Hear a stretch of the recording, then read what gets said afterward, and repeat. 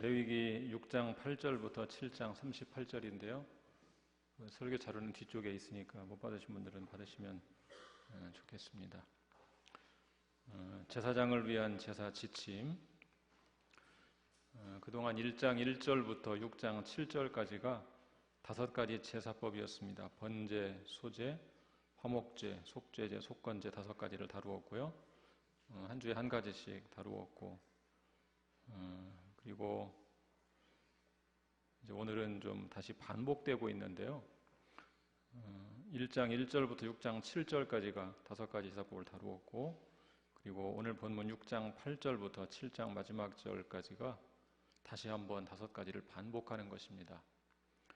그런데 반복하는 것이 그냥 반복하는 것이 아니고, 처음 5가지 제사법은 일반 백성들을 위한 지침으로 제시된 것이었고, 이제부터는 그럼 제사장들은 주로 어떤 역할을 하는가? 제사장을 위한 지침으로 제시하고 있습니다. 한번 1장 1, 2절을 같이 읽어볼까요? 1장 1, 2절.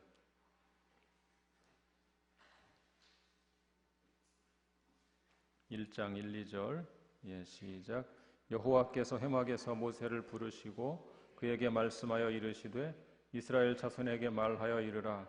너희 중에 누구든지 여호와께 예물을 드리려거든 가축 중에서 소나 양으로 예물을 드릴지니라. 자, 거기서 보면 이스라엘 자손에게 말하여 이르라 이렇게 말씀하고 있죠.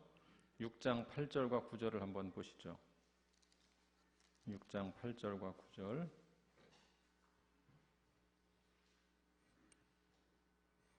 (6장 8절 9절) 시작.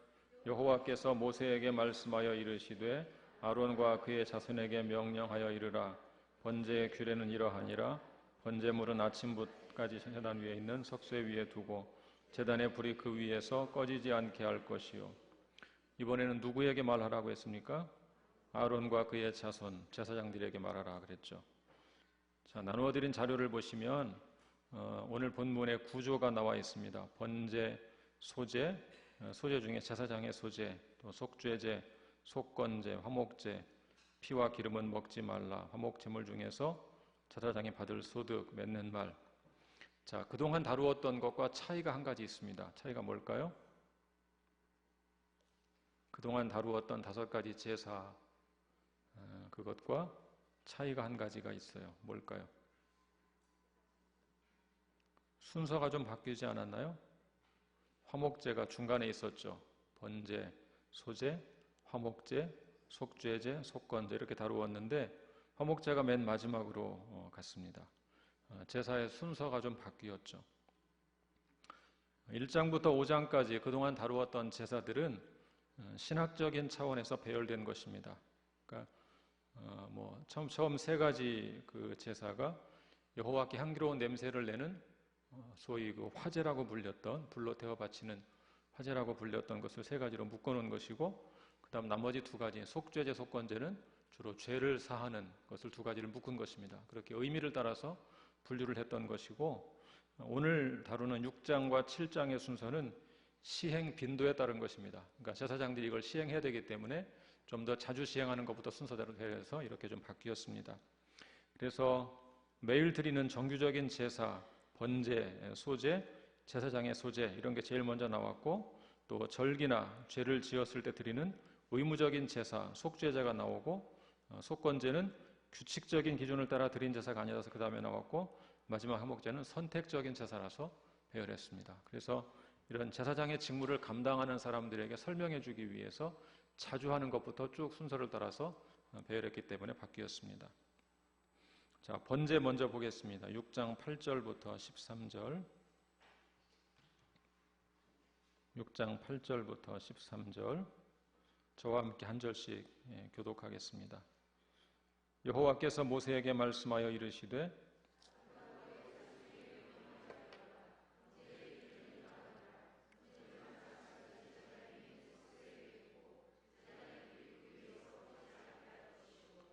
제사장은 세마포 긴 옷을 입고 세마포 속바지로 하체를 가리고 제단 위에서 불태운 번제의 재를 가져다가 제단 곁에 두고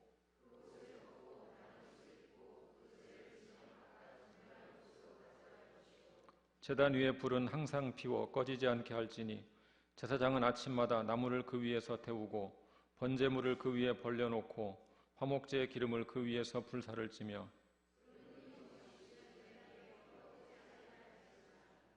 자, 초점의 변화 그렇게 제가 써놓았는데요. 6장 9절을 보시면 초점이 바뀌었죠. 어떻게 바뀌었습니까?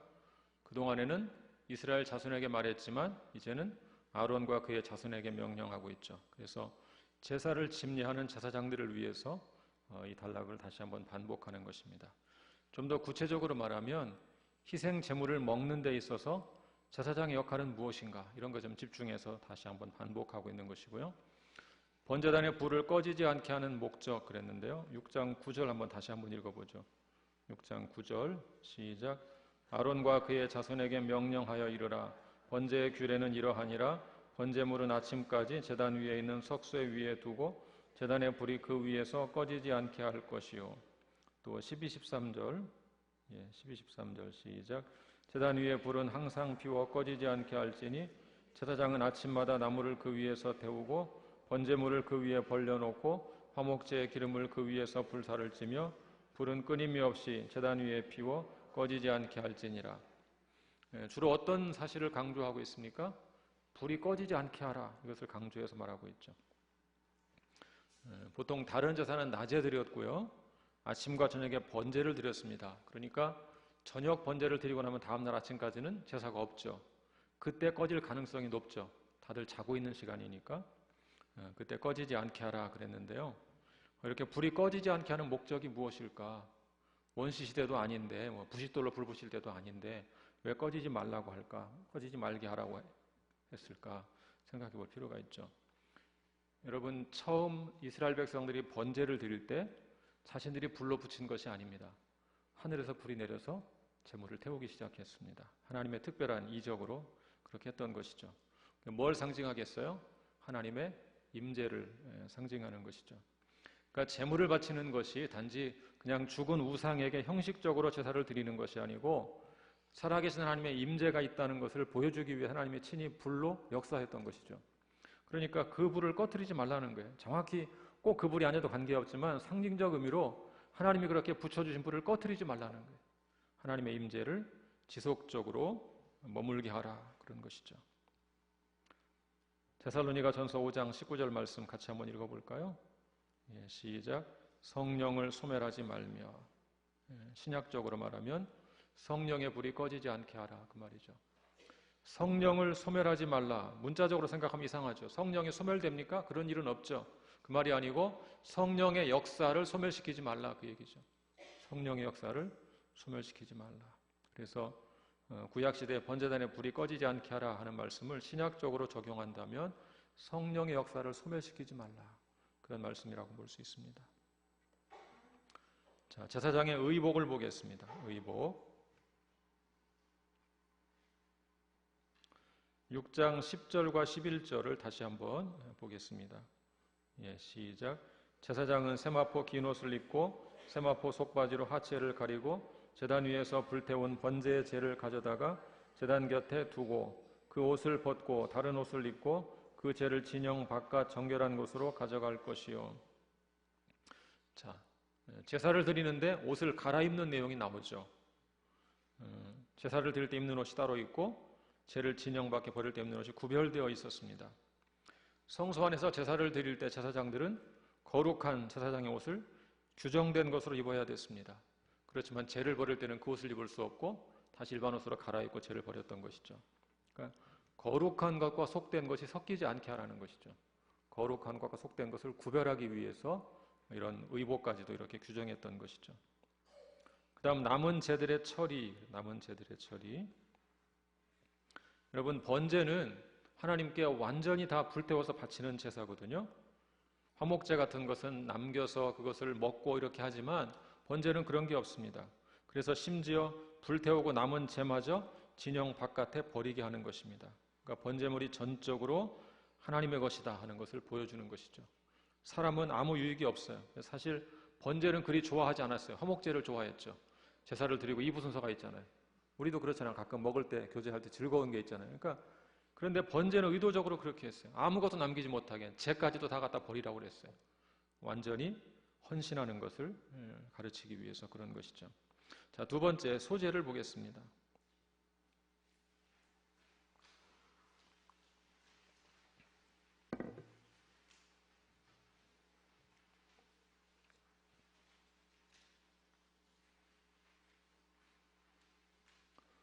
육 장 14에서 18절,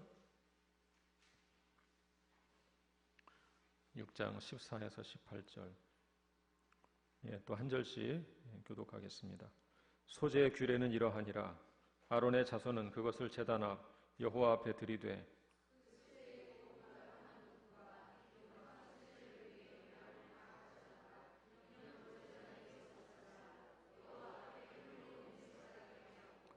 그 나머지는 아론과 그의 자손이 먹되 누룩을 넣지 말고 거룩한 곳 회막들에서 먹을지니라.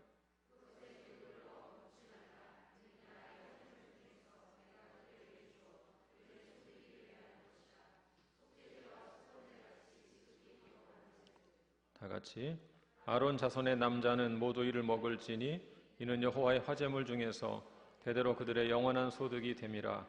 이를 만지는 자마다 거룩하리라.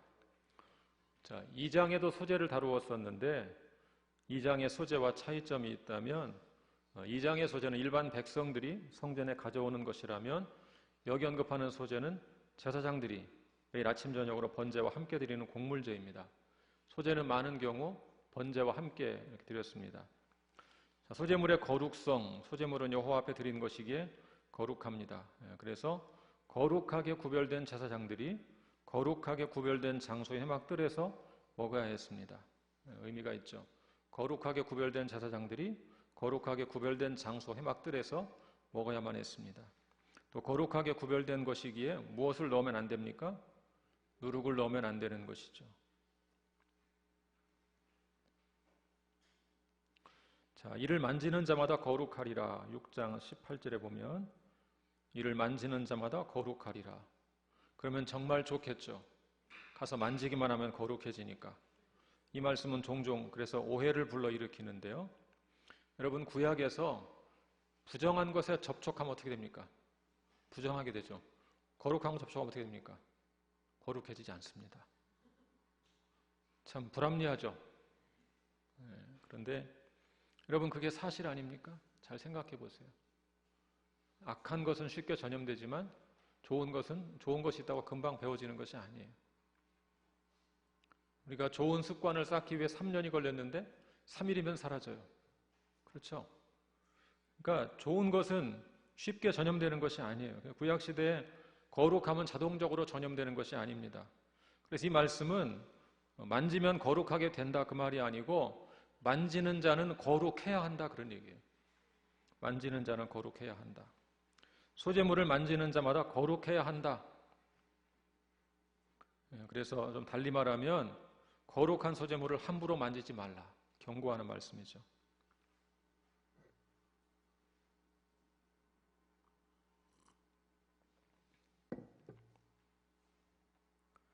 자, 제사장의 소재를 보겠습니다. 6장 19에서 23절. 또 한 절씩 교독하겠습니다. 여호와께서 모세에게 말씀하여 이르시되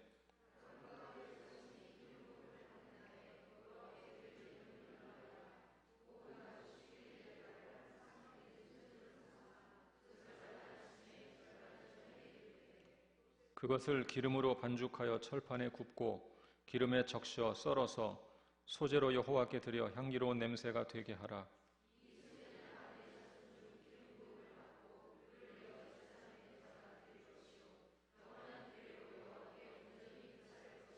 다 같이 제사장의 모든 소재물은 온전히 불사르고 먹지 말지니라.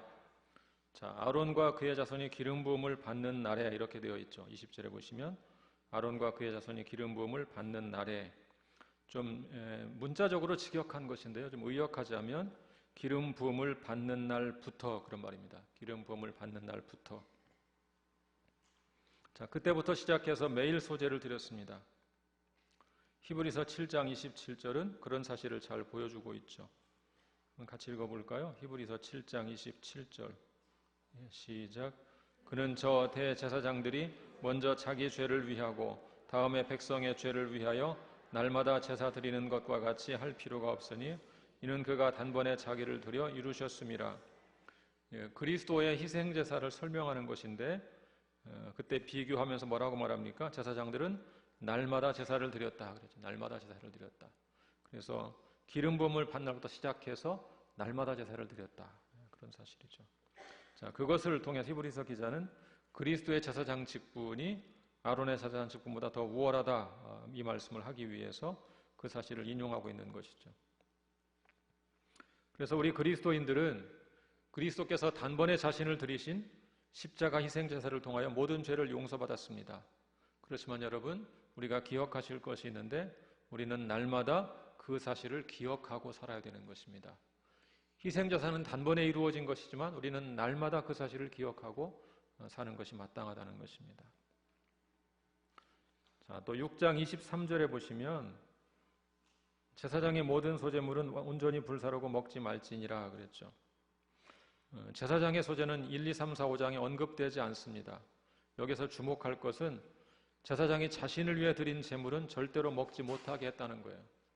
그러니까 속죄제에도 비슷한 규례가 있습니다. 제사장들은 백성들이 드린 속죄 제물의 일부를 먹을 수가 있었어요. 그렇지만 자기가 드린 제물은 먹을 수가 없었어요. 소제도 마찬가지죠. 백성들이 드린 소제는 제사장이 먹을 수가 있었어요.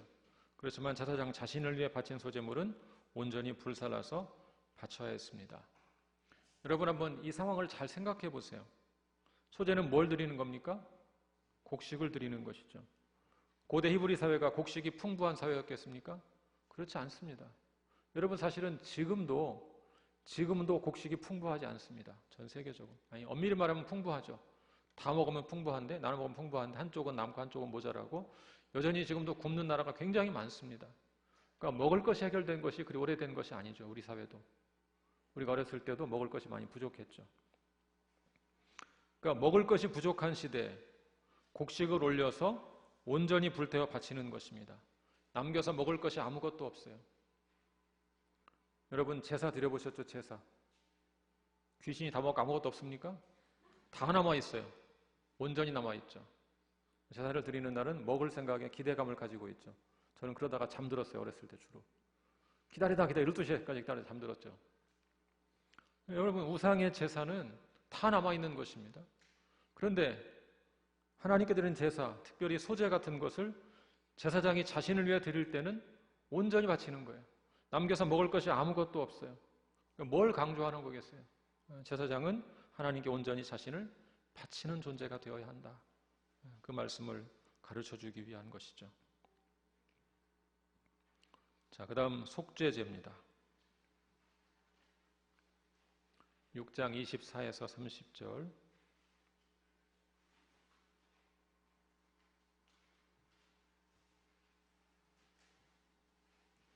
6장 24에서 30절 한 절씩 교독하겠습니다.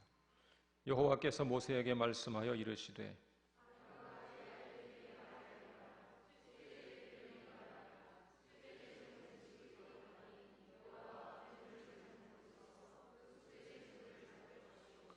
죄를 위하여 제사 드리는 제사장이 그것을 먹되 곧 회막들 거룩한 곳에서 먹을 것이며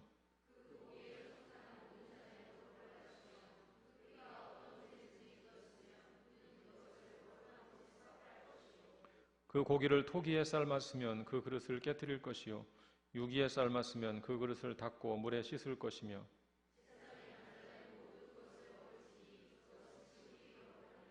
다 같이 그러나 피를 가지고 회막에 들어가 성소에서 속죄하게 한 속죄제 제물의 고기는 먹지 못할지니 불사를지니라. 자, 이 단락을 시작하면서 다시 한번 여호와께서 모세에게 말씀하여 이르시되 그런 말이 등장하죠. 앞단락과의 구분을 짓고 있는 것이죠. 속죄제와 속건제는 앞에 묘사된 다른 제사와 좀 다른 특징을 가지고 있기 때문에 새로운 단락을 시작하는 느낌을 주고 있는 것입니다. 자, 속죄 제물을 먹는 방법이 26절에 기록되어 있죠. 어디에서 뭐라고 했습니까? 어디에서? 회막들 거룩한 곳에서 먹으라 그랬습니다. 제사를 집례한 제사장이 거룩한 곳에서 제물을 먹는 것은 하나님께서 그 제물을 받으셨다는 것을 상징합니다. 그 순간 제사장은 하나님을 대신하는 입장에서 이 제사를 집례하고 있는 것이죠. 여러분, 제사장은 구약에서 하나님과 인간의 중재자입니다. 중재자. 때로 하나님 편에서, 때로 인간의 편에서, 중간에서 중재 역할을 하고 있는 그런 존재죠. 그래서 제사장이 고기를 먹으면 최종적으로 속죄하는 효과를 일으켰던 것입니다. 자, 그 다음에 희생제물에 접촉된 물건을 처리하는 방법이 27절과 28절에 나오죠. 다시 한번 읽어볼까요? 27, 28절. 예, 시작. 그 고기에 접촉하는 모든 자는 거룩할 것이며 그 피가 어떤 옷에든지 묻었으면 묻은 그것을 거룩한 곳에서 빨 것이요. 그 고기를 토기에 삶았으면 그 그릇을 깨뜨릴 것이요. 유기에 삶았으면 그 그릇을 닦고 물에 씻을 것이며. 자, 우선 고기에 접촉하는 자는 거룩해야 되죠. 또 그 피와 고기가 접촉한 물건들은 깨끗이 씻거나 깨뜨리거나 그렇게 했죠. 자, 피가 옷에 묻었어요. 어떻게 해야 될까요? 거룩한 곳에서 빨았어요. 고기를 토기에 삶았으면 어떻게 해야 돼요? 그릇을 깨뜨리고, 유기에 삶았으면 그릇을 닦고 물에 씻었죠. 그러니까 속죄제 짐승은 안수를 할 때 죄가 전가됩니다. 자, 제가 안수를 하면 저의 죄가 짐승에게 전가됩니다. 그럼 어떻게 되겠어요? 이 제물은 이중적 측면을 갖는 것입니다.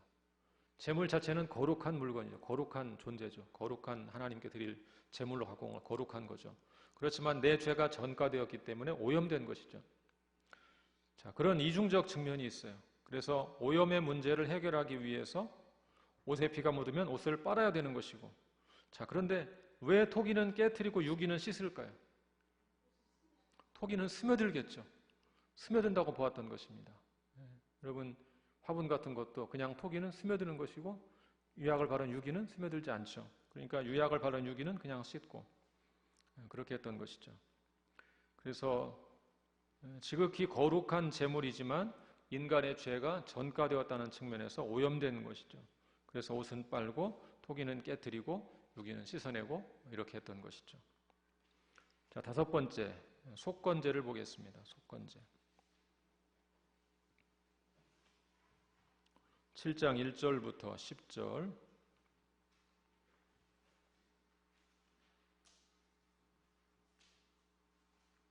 (7장 1절부터 10절) 예, 교독하겠습니다. 속건제의 규례는 이러하니라. 이는 지극히 거룩하니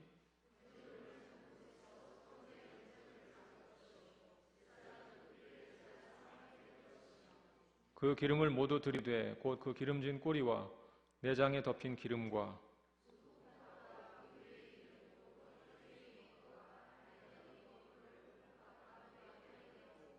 제사장은 그것을 다 제단 위에서 불살라 여호와께 화제로 드릴 것이니 이는 속건제니라.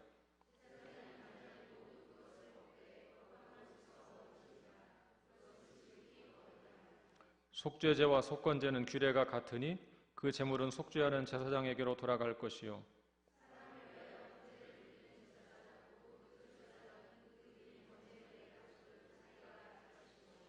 화덕에 구운 소제물과 냄비에나 철판에서 만든 소제물은 모두 그 드린 제사장에게로 돌아갈 것이니 소제물은 기름 섞은 것이나 마른 것이나 모두 아론의 모든 자손이 균등하게 분배할 것이니라. 자, 우선 제물을 먹을 수 있는 사람이 누구였습니까? 7장 6절에 보니까 제사장만 거룩한 곳에서 먹을 수 있었죠. 왜 제사장만 먹게 했을까? 그 이유는 거룩성과 관련이 있죠. 거룩하게 구별된 사람만 먹게 한 것이죠. 거룩하게 구별된 제사장만 거룩한 곳에서 속건 제물을 먹게 했던 것입니다. 7장 7절에는 속죄제와 속건제는 규례가 같다 이런 표현이 나오죠. 제물을 제사장에게 준다 하는 그런 측면에서 규례가 같다 그런 얘기고요. 근데 지난번에 말씀 차이점을 좀 제가 설명해 드렸었는데 속죄제는 하나님께 제물을 드리는 것으로 끝납니다. 속건제는 또 한 가지 중요한 것이 있는데 피해를 입힌 이에게 보상을 해야 됩니다. 그래서 속건제의 목적은 그것을 통해서 공평과 사회 정의를 이루어가는 그런 의도가 있었던 것이죠.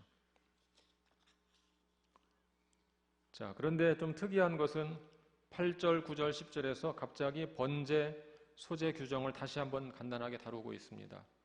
그 이유는 앞에서 다룬 지침이 주로 백성들에게 집중되었기 때문에 제사장에게 주어진 특권이 무엇인가를 다시 한번 설명하기 위해서 그렇게 하고 지나가는 것입니다. 6번 화목제를 보겠습니다. 7장 11절부터 21절.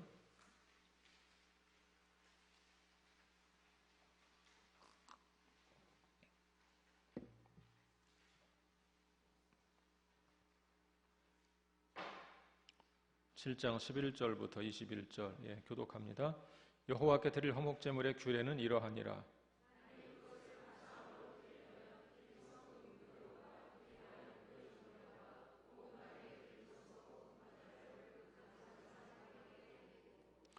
또 유교병을 화목제 감사제물과 함께 그 예물로 드리되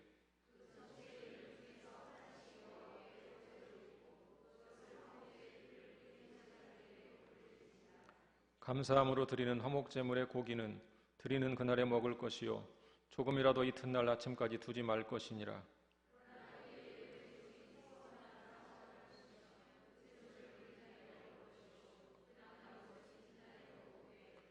그 제물의 고기가 셋째 날까지 남았으면 불사를 지니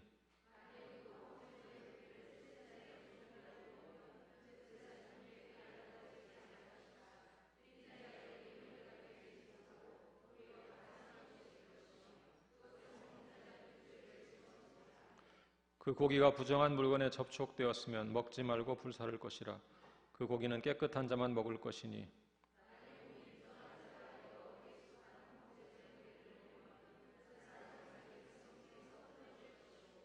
다 같이 만일 누구든지 부정한 것 곧 사람의 부정이나 부정한 짐승이나 부정하고 가증한 무슨 물건을 만지고 여호와께 속한 화목제물의 고기를 먹으면 그 사람도 자기 백성 중에서 끊어지리라. 자, 화목제의 중요한 특징 가운데 한 가지는 먹는 일에 다 같이 백성들이 참여한다는 것이었죠. 그래서 어떤 제사였다고요? 가장 좋아하는 제사였어요. 가장 좋아하는 제사. 하나님께 제사도 드리고 백성들이 함께 나누어 먹으면서 교제할 수 있는 그런 제사였습니다. 화목제의 종류에 따른 차이점이 있죠. 화목제가 세 가지가 있다고 말씀을 드렸었는데요. 감사제, 서원제, 자원제, 화목제 안에 세 가지 소그룹이 있다고 말씀을 드렸습니다. 자, 그런데 감사제의 경우는 제사 당일에 제물을 먹으라고 그랬어요. 당일에 다 먹으라 그랬고, 서원제와 자원제의 경우 이튿날까지 먹을 수 있었고, 그날이 지나면 어떻게 된다겠어요? 지난 것을 먹으면 그 제사는 무효가 됩니다. 이게 좀 이상하죠? 제사는 다 끝났는데 그 먹는 것을 가지고 제사가 무효가 되기도 했던 것이에요. 그러니까 제사라는 것이 그걸 드리는 것으로 끝나는 것이 아니고 자신들의 일상의 삶에 깊이 연결되어 있었던 것이죠. 삶에서 순종하지 않으면 그 제사는 의미가 없는 것이 되는 거예요. 왜 이런 제도를 두셨을까? 여러 추정을 합니다. 더운 나라니까 부패할까 봐 그랬을 것이다. 그건 오늘날 우리 생각일 가능성이 높죠. 왜냐하면 그렇다면 어떤 것은 당일날 먹고 어떤 것은 이튿날 먹고 그런 차이를 쓸 필요가 없는 거죠. 똑같이 당일날 먹어야 맞는 것이죠. 그래서 사실 정확한 이유는 알기는 어렵습니다. 왜 그런가 알기는 어려워요. 레위기에 많은 것들이 그런 것이 있어요. 레위기가 신학자들이 논쟁이 가장 많은 책이에요. 왜? 어렵기 때문에 고대 제사를 다 이해하기가 쉽지 않은 것이죠. 그래서 성경적으로 좀 우리가 문맥을 보면 알 수 있는 것만큼만 이해를 하고 잘 모르는 것은 남겨두는 것이죠. 그래서 왜 그랬을까? 왜 차이를 두셨을까? 이것은 사실 설명할 재주가 없습니다. 하나님께서 그렇게 명령하셨기 때문에 명령에 순종해서 지켜진 것이죠. 자, 주의사항이 있어요. 주의사항. 첫 번째 주의사항은 먹도록 정해진 날 이외에는 먹지 말라 그랬죠. 정해진 날 이외에는 먹지 말라. 감사제는 당일만 먹고 서원제, 자원제는 둘째 날까지 먹고 그 이상은 먹지 말라. 그날 외에 먹으면 제사는 무효가 될 것이다. 그렇게 말씀하고 있습니다. 또 한 가지는 부정한 자는 고기를 먹지 말라 그랬어요. 근데 앞에 것을 지키지 않으면 무효가 되지만 부정한 사람이 먹으면 어떻게 되겠습니까? 백성 중에서 끊어질 것이다 그랬어요. 그러니까 공동체의 거룩성을 지키기 위해서 부정한 자는 공동체에서 끊어버렸던 것이죠. 그것이 구약시대의 공동체를 지키는 방식이었어요. 아간이 죄를 지었을 때 죽여버리는 것이죠. 그렇게 해서 죄를 끊어냈던 거예요. 그게 구약식의 죄를 끊어내는 방식입니다. 자, 그 다음에 피와 기름은 먹지 말라 그랬어요. 22절부터 27절.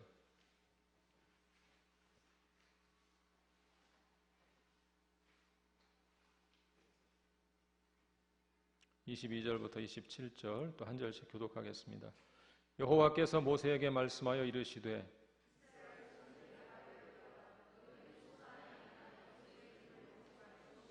스스로 죽은 것의 기름이나 짐승에게 찢긴 것의 기름은 다른 데는 쓰려니와 결단코 먹지는 말지니라.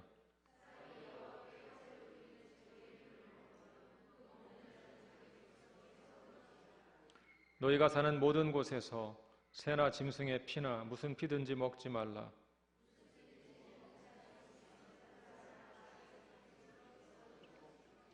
여기는 두 가지를 명령하고 있죠. 첫 번째는 기름을 먹지 말라. 두 번째는 피를 먹지 말라. 자, 제물로 바쳐진 동물의 기름은 먹을 수 없었습니다. 또 제물이 아닌 죽은 사체, 제물이 아닌 일반 죽은 사체의 기름은 먹는 것에 다른 용도로 쓸 수가 있었어요. 불을 밝힌다든지 이런 다른 용도로 쓸 수 있었습니다. 특별히 하나님께 드리는 제물의 기름을 먹는 자는 백성 중에서 끊어질 것이라고 했어요. 레위기 3장 16절 한번 볼까요? 레위기 3장 16절.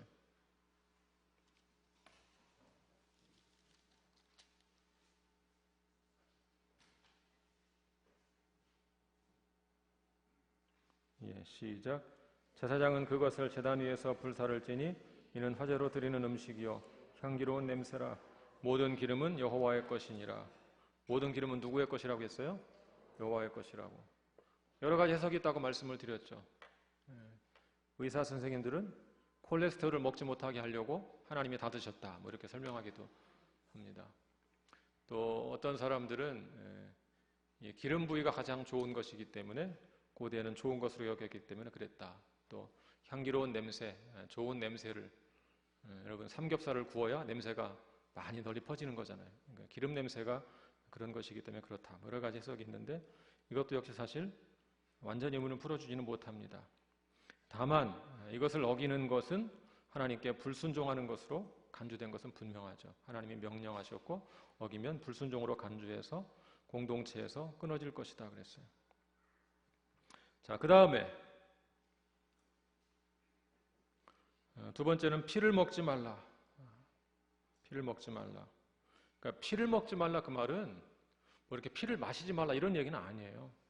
피를 마시는 건 한국 사람이나 마시지 그런 사람 거의 없어요. 어렸을 때 제가 굉장히 충격을 받았어요. 외할아버지께서 그러니까 저 이모부들이죠. 사위들이 자라를 잡아가지고 이게 좀 19금인가요? 폭력성 있는 목을 딱 쳐가지고 피를 받으니 한 사발이 나와요. 외할아버지 주무시고 계시는데 막 깨우는 거예요. 벌떡 일어나서 딱 줄이니까 묻지도 않고 그냥 피를 꿀떡꿀떡 마시는 거예요. 제가 어렸을 때 조그마한 초등학생 때인지 뭐 유치원생 때인지 뭐 그걸 쳐다보다가 기절하는 줄 알았어요. 할아버지하고 다시는 말을 섞고 싶지 않더라고요. 그런 얘기가 아니고요. 고기를 피째 먹지 말라는 거예요. 피째. 피를 빨아가지고 마시는 사람은 없죠. 우리나라만 있지 그런 사람 거의 없어요.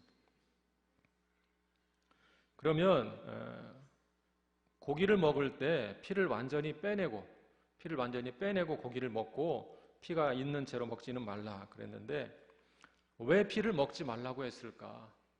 또 선지를 좋아하시는 분들은 또 얼마나 맛있는데 먹지 말라고 했을까? 뭐 이런 생각하시고 그러는데 동물 제사에서 피는 속죄의 수단입니다. 속죄의 수단. 피가 속죄의 수단이에요. 그래서 피를 먹는 사람은 공동체에서 끊어질 것이다. 그랬죠. 그 제물의 피를 가지고 닦고 그래서 오염된 것을 닦기도 하고 이렇게 했거든요. 그러니까 피가 속죄의 수단이었기 때문에 그 피를 먹지 못하게 했던 것이죠.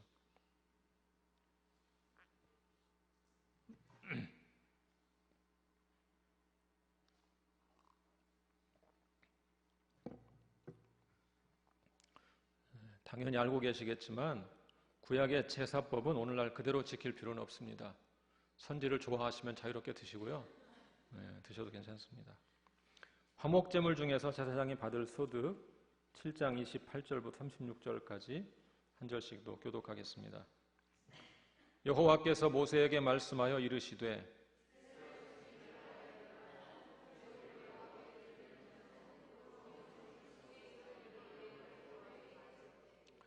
여호와의 화제물은 그 사람이 자기 손으로 가져올지니 곧 그 제물의 기름과 가슴을 가져올 것이요 제사장은 그 가슴을 여호와 앞에 흔들어 요제를 삼고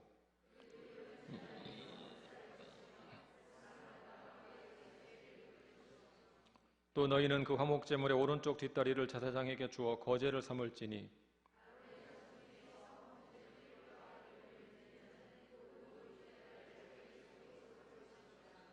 내가 이스라엘 자손의 화목 제물 중에서 그 흔든 가슴과 든 뒷다리를 가져다가 제사장 아론과 그의 자손에게 주었나니 이는 이스라엘 자손에게서 받을 영원한 소득이니라.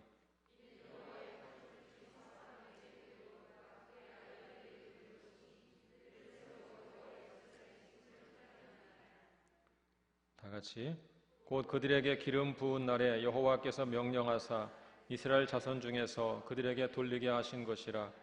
대대로 영원히 받을 소득이니라. 자, 왜 제물의 일부를 제사장에게 주었을까? 이유가 뭐겠어요? 구약시대 제사장들은 레위지파 소속이잖아요. 레위지파 사람들과 또 그 속의 제사장들은 다른 생계선이 없었습니다. 땅을 분배하지 않았고 이스라엘이 하나의 공동체이기 때문에 11지파에게 땅을 분배해주고 이 레위지파에게는 성전의 일을 전임으로 하도록 하면서 대신 11조를 드리고 제물의 일부를 먹는 것을 통해서 생계를 꾸려나가도록 했던 것이죠. 제사장들의 생계를 위한 것입니다. 오늘날은 뭐 제사장이나 레위지파가 존재하지는 않죠. 그렇지만 신약 성경은 그 원리를 따라서 전임 사역자, 전임 목회자, 전임 선교사들의 생계를 지원해 주도록 요청하고 있는 것이죠. 디모데전서 5장 18절 같이 읽어보죠. 시작. 성경에 일러스되 곡식을 밟아 떠는 소의 입에 망을 씌우지 말라 하였고 또 일꾼이 그 싹스를 받는 것은 마땅하다 하였느니라. 자, 그러면 제사장의 생계를 이렇게 배려한 이유가 무엇일까? 반대로 생각해 보죠. 생계가 보장이 안 되면 어떤 일이 벌어질까요? 나가서 일을 하게 되겠죠. 그럼 어떤 일이 생겨요? 제사가 중단되는 문제가 벌어지게 되는 것이죠. 그래서 결국은 사실은 제사장들을 위한다기보다는 제사 제도를 유지하기 위해서 그 일을 집례하는 사람들에게 필요한 생계 대책을 요구했던 것이죠. 자, 맺는 말 보겠습니다. 7장 37, 38절. 가벼운 거 하나 참고로 조금 말씀드리고 지나가면 또 어떤 사람들은 제사장은 가슴을 또 오른쪽 뒷다리를 제사장에게 좀 어려니까 이게 뭐가 좋은 것이냐, 가슴살이 살이 많다, 퍽퍽하다, 이걸 자꾸 막 따지는데요.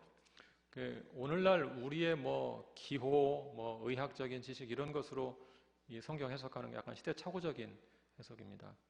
그리고 실제로 그 당시에는 그렇게 우리가 지금 생각하는 엄청나게 비육한 동물들이 아닙니다. 지금 동물들은 너무 커요. 너무 커요. 왜냐하면 억지로 막 비육만 시켰기 때문에. 예를 들면 닭이 날지 못하잖아요. 닭이 꽤 날아요. 원래는 지붕 정도는 충분히 올라가고 날거든요.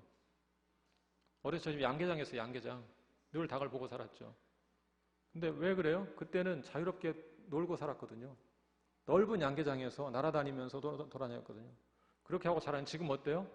태어나면서부터 그 새장, 그 닭장 안에 탁 갇혀가지고 꼼짝도 못하고 서서 먹을 것만 계속 먹이고 밤에도 불을 안 끄고 밤낮을 헷갈리게 해가지고 알을 2개씩 낳게 하고 이렇게 막 비육을 시키는 거죠. 그러니까 닭이 거의 나를 수가 없죠. 지금 닭들은. 그리고 옛날에는 사실은 동물들이 지금처럼 그렇게 잘 먹는 게 아니기 때문에 그렇게 다리통 하나 떼면 1인분이 나오고 이런 시대가 아닙니다. 그래서 자꾸 이제 그런 식으로 생각하고 해석하는 것은 레위기를 자꾸 오해하게 만드는 것이죠. 자, 맺는 말 보겠습니다. 37, 38절 같이 읽어보죠. 시작. 이는 번제와 소제와 속죄제와 속건제와 위임식과 화목제의 규례라. 여호와께서 시내 광야에서 이스라엘 자손에게 그 예물을 여호와께 드리라 명령하신 날에 시내산에서 이같이 모세에게 명령하셨더라. 자, 이 전체 긴 단락이 무슨 말로 끝나냐면 이같이 모세에게 명령하셨더라. 자, 1장 1절로 가보죠. 레위기 1장 1절.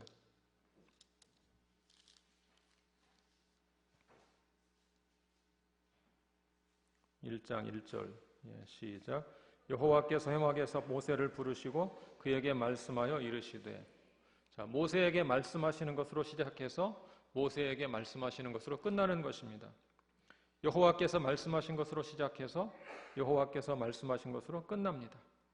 그것이 하나님의 제사법, 하나님의 말씀이라는 것이죠. 자, 이 단락에 대한 신약적 적용 두 가지만 좀 생각해 보겠습니다. 첫 번째는 질서 있는 예배예요. 질서 있는 예배. 오늘 우리가 레위기사법 완전히 이해하기는 참 어렵습니다. 어떤 말씀에 학자들마다 견해가 다르고요. 상당히 다릅니다. 상당히. 세계적인 신학자들끼리도 엄청나게 치고받고 논쟁하고, 또 세계적인 신학자가 주장했던 것이 어느 순간에 한순간에 뒤집어지고 이런 일이 끊임없이 벌어집니다.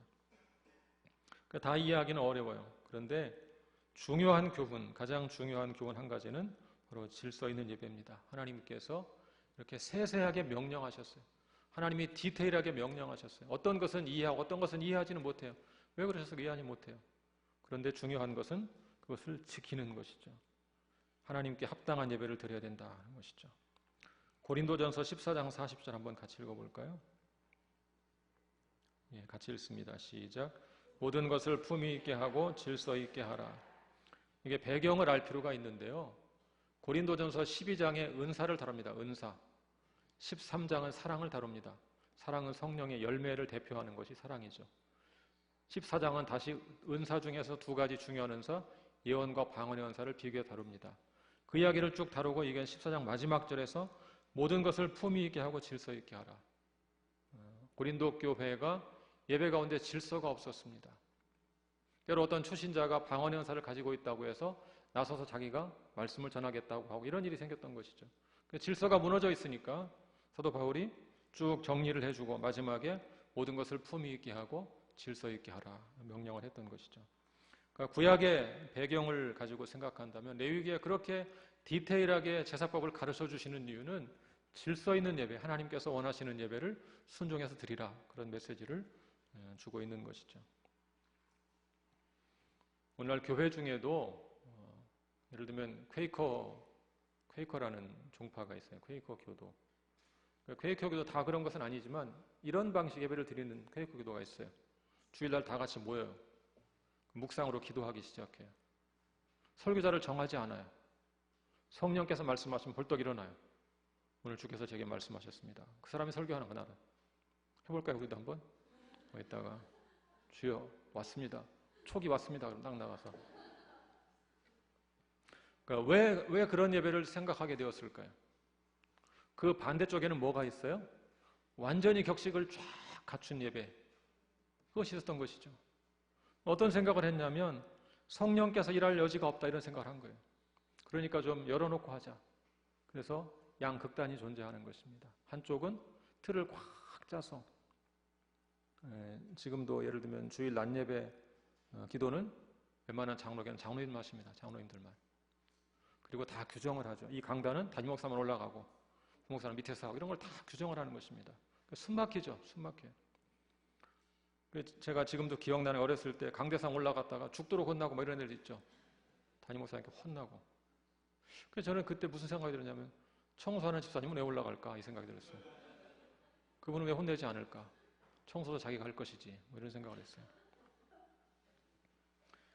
그러니까 한쪽은 과도한 질서를 과도하게 강조하다가 질서를 넘어서 사람들을 억누르는 역할을 했던 것이고 또 그것을 싫어하는 사람들이 반대쪽으로 나가다 보니까 무질서한 교회가 되는 것이죠.